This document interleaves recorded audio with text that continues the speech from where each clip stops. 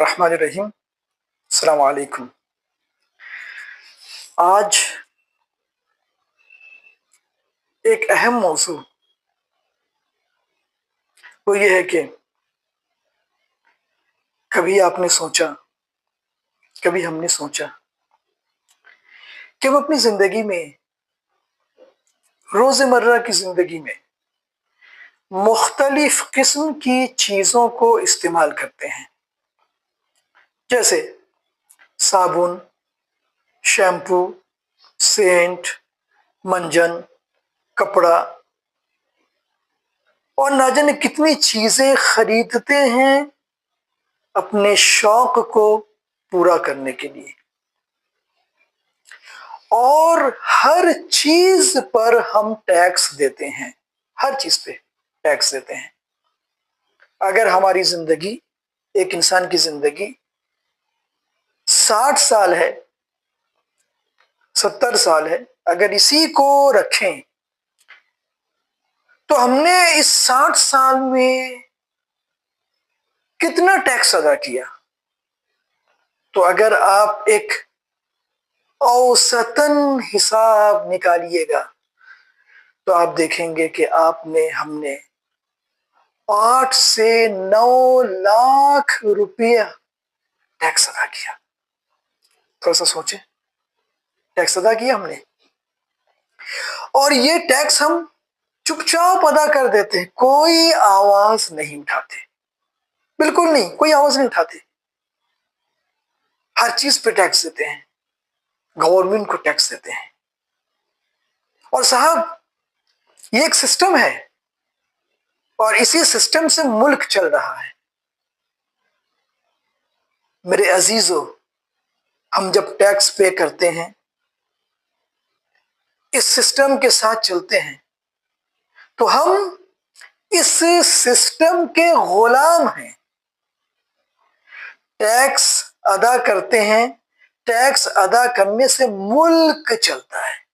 लेकिन फिर सोचिए, यही हम जो इतना टैक्स अदा कर देते हैं, अगर हमारे दरवाजे पे, हमारे पास कोई आता है और कहता है कि मजहबी काम है,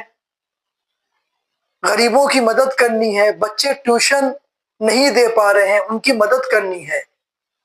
फला जगह इमाम बाड़ा बनने वाला है, मस्जिद बनने वाली है, एक यतीम खाना बनने वाला है, कुछ मदद कर दीजिए, तो उसी वक्त हम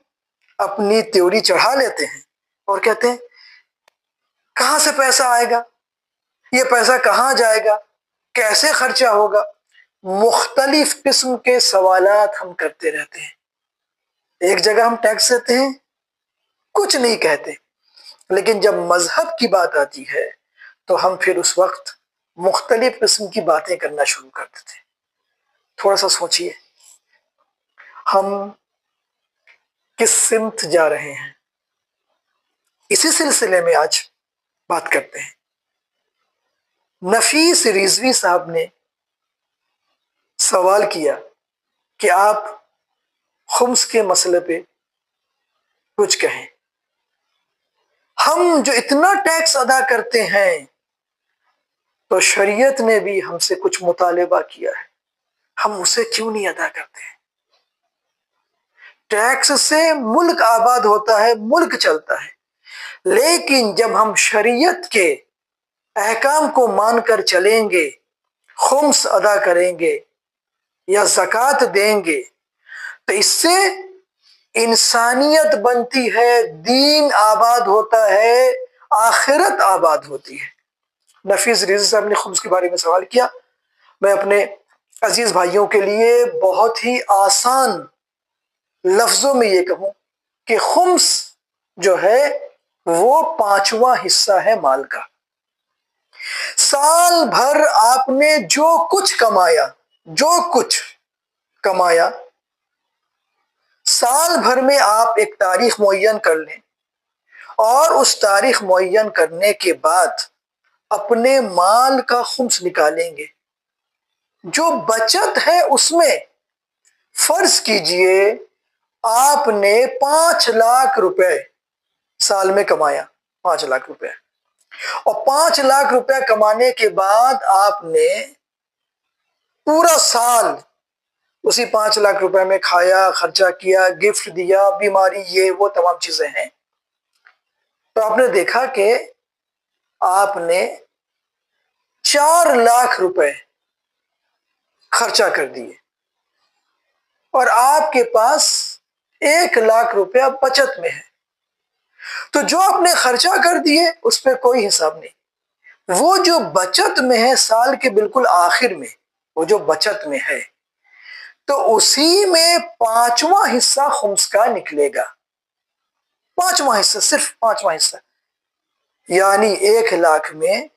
20,000 روپیہ صاحب، وہ 80,000 بھی آپ کا ہے، وہ 80,000 بھی آپ کا ہے، پھر اس کو 20,000 روپیہ، 1 لاکھ میں 5واں حصہ 20,000 روپیہ، وہ بھی 80,000 آپ کا ہے، تو یہ 20,000 روپیہ آپ خمس نکالیں گے، نیت کریں گے کہ میں اپنا خمس نکالتا ہوں واجب قربتاً اللہ، سال میں 1 مرتبہ، سال میں 1 مرتبہ، وہ بھی بچت پہ۔ اب جو 20,000 روپیہ آپ نے خمس نکالا ہے صاحب،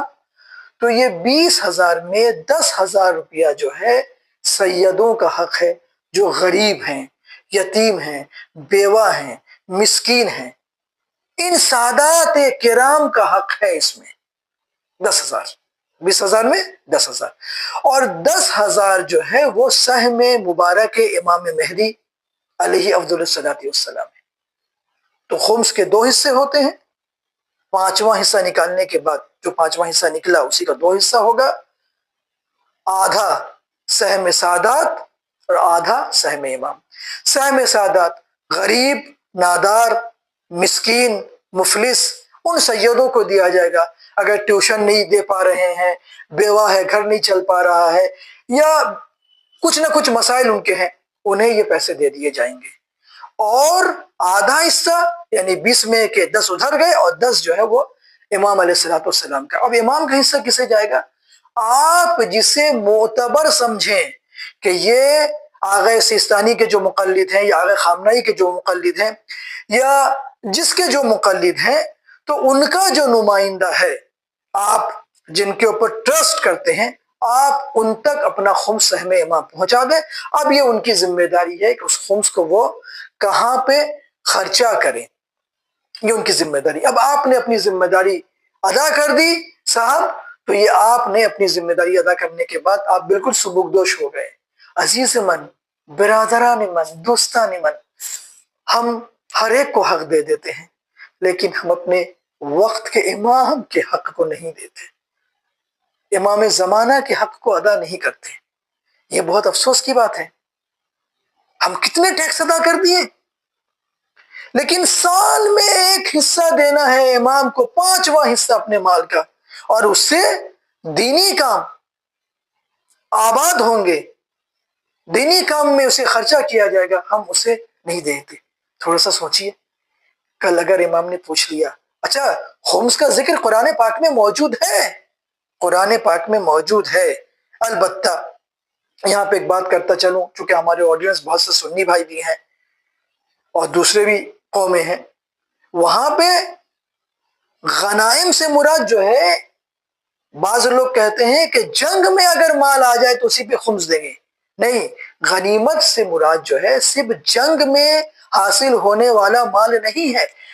بلکہ ہر وہ فائدہ جسے ربح کہتے ہیں، ہر وہ فائدہ، ہر وہ منفعت جو انسان کو حلال طریقے سے حاصل ہو جائے، تو انسان سال میں اس کا خمس نکالے۔ جنہوں نے خمس بالکل اب تک نہیں نکالا لیکن نکالنا چاہتے، تو وہ کیا کریں گے؟ بہت سالوں کا خمس جمع ہو گیا نا، تو اس سلسلے میں جن کی تقلید وہ کرتے ہیں،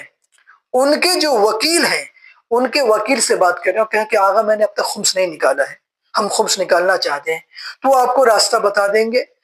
وہ آپ کو بتا دیں گے کہ آپ جو ہے اس کو پاٹ پاٹ کر کے نکالیں، وہ آپ کو بتا، آپ اپنی طرف سے نہیں لیکن ان کی طرف مراجعہ کیجئے، تاکہ آپ اپنے زمانے کے امام علیہ الصلوۃ والسلام کے جو حق ہے ان کا، وہ اسے آپ ادا کر سکے۔ ایسے خمس کے سلسلے میں مسائل بہت زیادہ ہے، لیکن انسان ایک نماز پڑھنا چاہتا ہے تو کم سے کم اس کا لباس خمس نکالا ہوا ہو کہ جس میں وہ اللہ کی بارگاہ میں جا کے کھڑا ہو. وہ زیارت میں جانا چاہتا ہے، کم سے کم اس کا پیسہ خمس والا پیسہ ہو کہ جس میں خمس نکال دیا جا چکا ہے تاکہ وہ زیارت میں جا سکے. اس سلسلے میں توجہ کرنے کی ضرورت ہے. نفیس رضوی صاحب نے ہم سے یہ سوال کیا تھا کہ خمس کے بارے میں بتائیں.